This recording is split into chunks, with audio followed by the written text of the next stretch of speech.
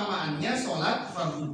Jelas sholat fardu ini sholat yang diwajibkan. Allah Subhanahu wa taala berfirman, "Inna sholata kanat 'alal mu'minina kitaban mauqutan." Sesungguhnya sholat kanat 'alal mu'minina, bagi orang mukmin, kitaban, sebuah kewajiban, mauquta, yang telah ditetapkan waktunya.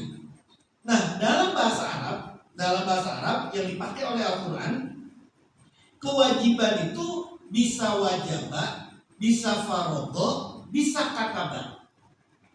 Nah, di antara yang lima rukun Islam ini, yang menggunakan kata wajib, yang menggunakan kata kataba atau kitab, itu adalah sholat dan puasa. Kenapa? Sebab kata para ulama, kalau kewajiban menggunakan kata kitaba atau kutiba, ya ayyuhallazina amanu kutiba, itu kewajiban yang sesungguhnya menurut naluri manusia itu gak suka. Sholat misalnya, naluri manusia gak suka, gak suka. Makanya pakai kitabah. Puasa gitu, puasa gak suka. Tapi kalau haji, kalau sodako, kalau zakat suka. Kenapa? Karena terlihat dan punya gengsi yang tinggi.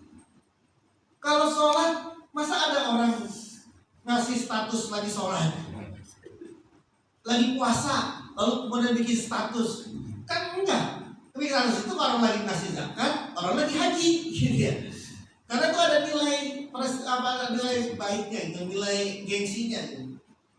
Maka nggak dipakai tuh kalau untuk puasa, untuk haji maupun untuk zakat. Tapi untuk puasa dan sholat menggunakan kalimat kitabah. Maka di sini dikatakan sesungguhnya sholat itu bagi orang mukmin kitaban, kewajiban. Kitab itu kan artinya kitab ini ya, kitab buku. Kitaban, sebuah kewajiban. Kewajibannya itu mauquta, yang sudah ditetapkan waktunya. Tidak bisa ngasal-ngasal waktunya. Waktunya itu sudah ditetapkan. Zuhur, asar, maghrib, isya, subuh, semuanya sudah ditetapkan. Nah, baginda Rasulullah SAW ini bersabda, sholat 5 waktu itu, maka orang yang melakukan sholat 5 waktu itu, dan dia walam yudhayyi minhunna say'an ihtifafan bihaqihima, yang dia tidak menyia-nyiakan sedikit pun dan tidak meremehkan haknya sholat. Menyia-nyiakan dan meremehkan itu malas gitu, sholat malas terus cepet banget udah azan maghrib aja, udah asar aja, kayaknya susah banget gitu, cepet banget tuh azan aja, udah maghrib aja. Itu istighfafan, kayak meremehin dan menyia-nyiakan gitu. Sholat lagi gitu ya. Dia sholat 5 waktu, tapi tidak menyia-nyiakan dan tidak meremehkan. Maka kata Nabi, kana lahu indallahi ahdun, maka di sisi Allah punya perjanjian sama dia, ayyudhilahul jannah, Allah sudah janji akan memasukkan dia ke dalam surga. Tapi orang yang menyia-nyiakan dan meremehkan tadi, maka Allah tidak punya janji apapun sama dia. Insa'a azabahu wa insa'a adkhalahul jannah. Kalau Allah mau, ya Allah masukin ke neraka. Kalau Allah mau, Allah masukin ke dalam surga. Gak punya janji apa-apa, terserah Allah aja. Kalau Allah mau, ya sudah masukin surga. Kasihan lah masukin surga itu tetap. Tapi kalau Allah mau, masukin aja ke neraka. Allah gak punya ikatan apa-apa sama dia. Kalau orang menyia-nyiakan sholat 5 waktu dan juga meremehkan gitu, meremehkan sholat 5 waktu. Baginda Rasulullah SAW itu memperumpamakan sholat 5 waktu itu kama salin nahrin azabin gombrin. Sholat 5 waktu itu seperti sungai tawar yang luber-luber, bibabi ahadikum, di depan pintu kalian. Anda bisa bayangin dulu di Arab yang gersang banget, yang jarang air, jarang sungai. Itu kata Nabi, sholat 5 waktu itu seperti kamu itu di depan pintumu itu ada sungai air tawar yang sangat bening dan sangat luber. Coba bayangin gitu. Jangan bayangin di Indonesia ya. Jangan di Indonesia, di Arab. Kalau di kita itu kira-kira di depan rumah kita itu ada air yang sangat bening banget gitu ya. Ada danau-danau buatannya sangat bening banget. Yang kolam renang lah, kira-kira kolam renang. Yang sangat indah banget gitu ya. Yaktahimu fihi kulla yaumi khamsa marrah. Yang dia mandi di sungai itu setiap hari 5 kali. Fama tarawna zalika yabqa min dunihi. Kamu masih melihat sesuatu gak di badannya dia, kata Nabi. Dia punya sungai yang sangat bening, luber-luber, dia mandi di situ 5 kali sehari. Kamu masih melihat sesuatu yang jelek gak di tubuhnya dia, di badan dia, kotoran.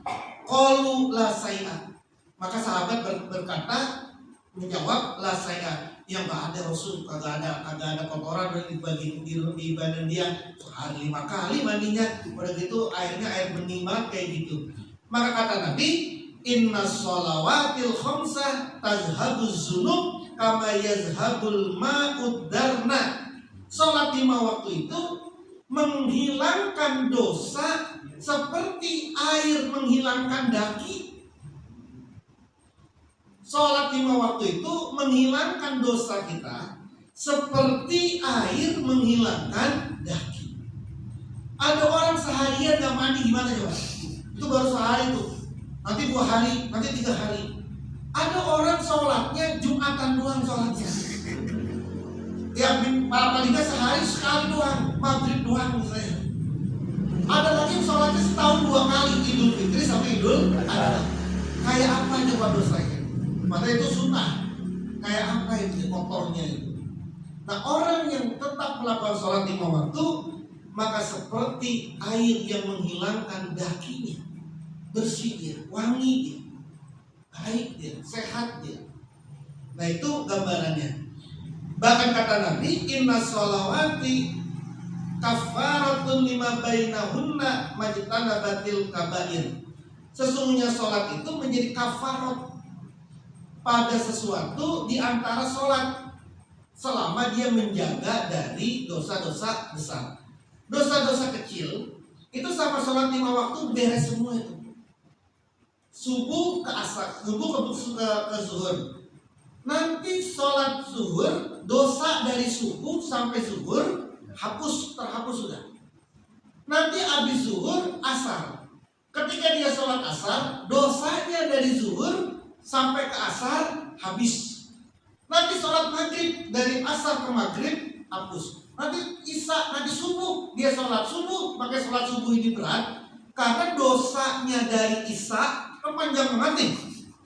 Kan yang paling panjang kan subuh, antara isya ke subuh. Makanya berat banget, dosanya banyak banget ini. Dari isya ke subuh itu dosanya hilang semua itu. Kalau sholat subuh. Jadi satu sholat dengan sholat yang lain itu menghapuskan dosa-dosanya dia. Segitu orang itu melakukan sholat 5 waktu. Rasulullah SAW juga bersabda kepada Abu Hurairah, ya Abu Hurairah, wahai Abu Hurairah, mur ahlaka bis sholati, perintahkanlah keluargamu untuk sholat 5 waktu. Fa inna Allaha ya'tika birrizqi min haitsu la tahtasib. Kalau engkau terus perintahkan keluargamu, anakmu, istrimu, suamimu untuk sholat, maka sesungguhnya Allah akan mendatangkanmu rizki min haitsu la tahtasib, dari arah yang kamu tidak duga-duga. Kalau kita ini terus-terusan setiap hari nyuruh anak kita sholat, ya suruh anak kita sholat, itu sama saja lagi narik rizki min haitsu la tahtasib. Tapi kalau anak kagak diperintah-perintahin sholat, didiemin aja tuh anak. Diperintahin sholat kagak apa kagak, itu barangkali yang menjadi salah satu penyebab rezeki kita ini kagak muncul-muncul. Kalau kata Nabi kepada Abu Hurairah, kalau kamu pengen rezeki yang tidak diduga-duga, maka salah satu cara jalannya adalah nyuruh, perintahin keluargamu, anakmu, istrimu, atau suamimu, perintahin untuk sholat. Maka rezeki akan datang kepadamu min haitsu la yahtasib, dari arah yang tidak diduga-duga. Sering saya contohin. Kalau rezeki yang diduga-duga itu seperti gaji. Setiap tanggal 2 gajian. Itu namanya rezeki yang sudah diduga. Anda habis kerja, nanti nih, kalau rapi kerja nanti upahnya ya. Maka itu rezeki yang sudah ada duga. Itu rezeki yang sudah ada duga. Tapi ini rezeki yang nggak diduga-duga. Yang Anda nggak tahu kok tiba-tiba dapat rezeki. Nggak diduga-duga, namanya nggak diduga. Nggak tahu, tiba-tiba ada aja. Tiba-tiba dapat aja. Itu namanya min haitsu la yahtasib. Kalau gaji, upah itu termasuk rezeki yang sudah diduga. Nah, orang kalau merintahin anaknya, merintahin istrinya, merintahin suaminya untuk sholat, maka rezeki yang tidak diduga-duga itu akan datang kepadanya. Itu salah satu dari fadilah orang yang melaksanakan sholat lima waktu.